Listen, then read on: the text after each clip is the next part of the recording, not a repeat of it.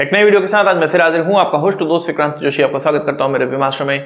इसमें हम लेके आते हैं वर्ल्ड अफेयर्स और डिफेंस की दिन भर की टॉप खबरें। तो चलिए जान लेते हैं। हम अपने विंटर का स्टॉक क्लियर कर रहे हैं और ये हुडीज आपको बहुत ही सस्ते दाम पे प्राप्त हो जाएंगी। दो हुडीज प्लेन आपको केवल 1300 रुपए, यानी कि एक हुडीज आपको 650 रुपए में प्राप्त हो जाएगी। व्हाट्सएप करके पूछिए कि कैसे इसकी बुकिंग करनी है, बहुत कम साइज बचा हुआ है, जल्दी से इसकी बुकिंग करा लीजिए। अपनी सबसे पहली खबर की बात करेंगे तो इंडियन नेवी की तरफ से निकलकर सामने आ रही है। इंडियन नेवी की तरफ से, इंडियन आर्मी की तरफ से एक ऐसा ड्रोन इंडक्ट किया गया है जिसको कि हम अपना खुद का डेवलप किया हुआ ड्रोन क्लेम कर रहे हैं। एटलीस्ट मीडिया में तो ये क्लेम किया ही जा रहा है, साथ ही साथ अदानी ग्रुप के द्वारा भी ये क्लेम किया जा रहा है। पूरी खबर हम लोग समझने का प्रयास करते हैं। कुछ दिनों पहले हमने हर्मीस 900 का नाम सुना हुआ था, जो कि एक इजरायली ड्रोन है। इसकी पेलोड क्षमता 450 किलोग्राम की है और इसके द्वारा जो प्राप्त किया जाने वाला मैक्सिमम एल्टीट्यूड है वो 3000 फीट तक का है, जो कि भारत के जो तपस ड्रोन था 28,000 फीट का, उससे ज्यादा है। इस ड्रोन को अब इंडक्ट कर लिया गया है और एक सेरेमनी में, इंडियन नेवी की एक सेरेमनी में इसको इंडक्ट किया गया। आप ये भी कह सकते हैं कि अदानी ग्रुप का जो जिस फैक्ट्री में इसको बनाया गया है उसकी फैक्ट्री का इनॉग्रेशन भी था और उसी के तहत पहला प्रोडक्ट ये सामने रखा गया और इसका इंडक्शन भी इसी के दौरान किया गया।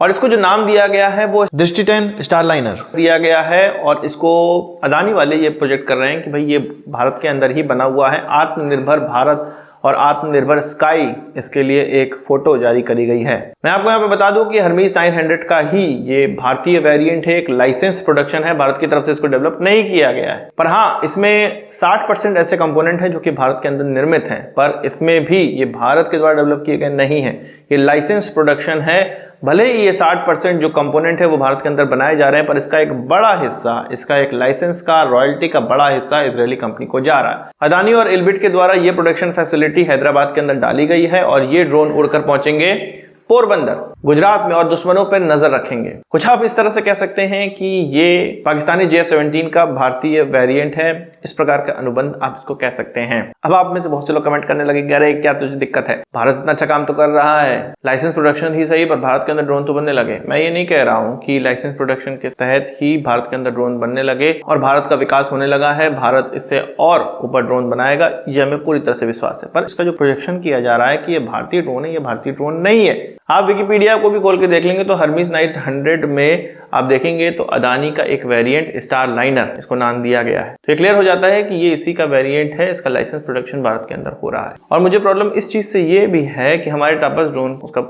जो प्रोग्राम था उसको बंद करके इन ड्रोनों को इंडक्ट किया जा रहा है। वो मैं क्यों कह रहा हूं, क्योंकि 91 इस प्रकार के और ड्रोन भारत के द्वारा खरीदे जाने हैं। इसमें हिरॉन मार्क 2 भी हो सकता है और ये स्टारलाइनर भी हो सकते हैं, जो कि फिर से इजरायली ड्रोन है। और इसका भी डिसीजन नहीं लिया गया है कि ये इजरायली ड्रोन अदानी के साथ मिलकर बनाए जाएंगे या HAL के साथ मिलकर बनाए जाएंगे। इसको किस कंपनी द्वारा बनाया जाएगा, इस पर जो अंतिम निर्णय लेना था वो चुनाव से पहले लेना है और अभी तक इस पर अंतिम निर्णय नहीं हो पाया। हो सकता है 1-2 महीने के अंदर इस पर निर्णय हो भी जाए। पर अगर इसको चुनाव से पहले या आचार संहिता लगने से पहले नहीं निर्णय लिया जाता है तो ये फिर 6 महीने साल भर आगे खिसक जाएगा ये पूरा प्रोग्राम।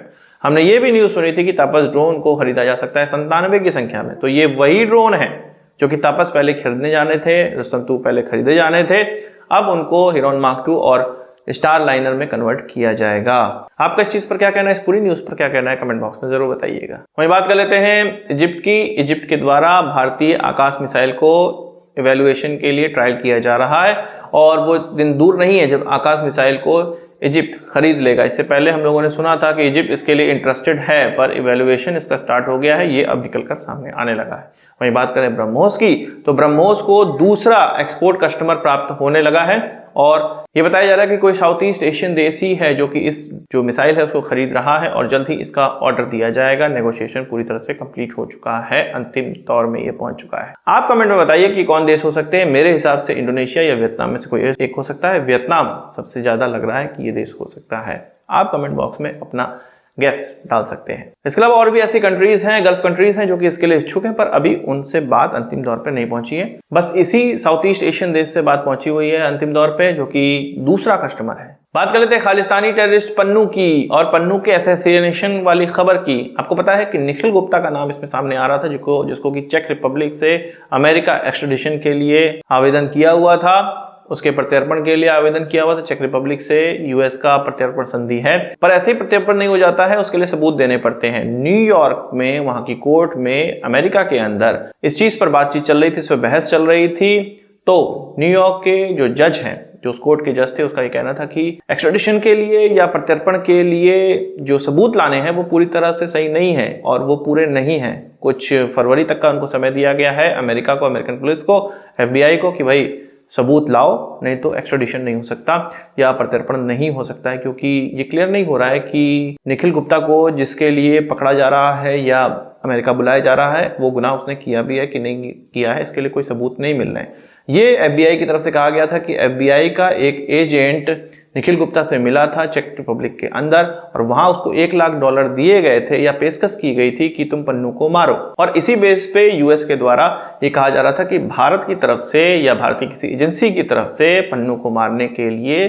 साजिश रची गई है, प्लान बनाया गया है और अब इसका कोई प्रूफ ही नहीं मिल रहा है। आपका अमेरिका को क्या जवाब इस पर देना है, कमेंट बॉक्स में बताइएगा। अगर अमेरिका इसमें फेल साबित हो जाता है और एक्स्ट्रेडिशन नहीं होता है तो क्लियर पता चल जाएगा कि अमेरिका के द्वारा झूठ बोला जा रहा था, जिस तरह कनाडा के द्वारा बोला जा रहा था। अब ये सभी लोग क्यों झूठ बोल रहे हैं आपको पता होगा, कमेंट बॉक्स में जरूर बताइएगा। आज की इस वीडियो के लिए बस इतना ही। आशा करता हूँ वीडियो पसंद आया होगा। आप इसको एक बड़ा थम्स अप जरूर देंगे। इस वीडियो संबंधी सवाल सुझाव कमेंट बॉक्स में जरूर लाइएगा और यदि आपने मेरा चैनल सब्सक्राइब नहीं किया उसे भी कर लीजिए क्योंकि हम इस प्रकार की वीडियो लाते रहते हैं। नमस्कार, थैंक यू, जय हिंद।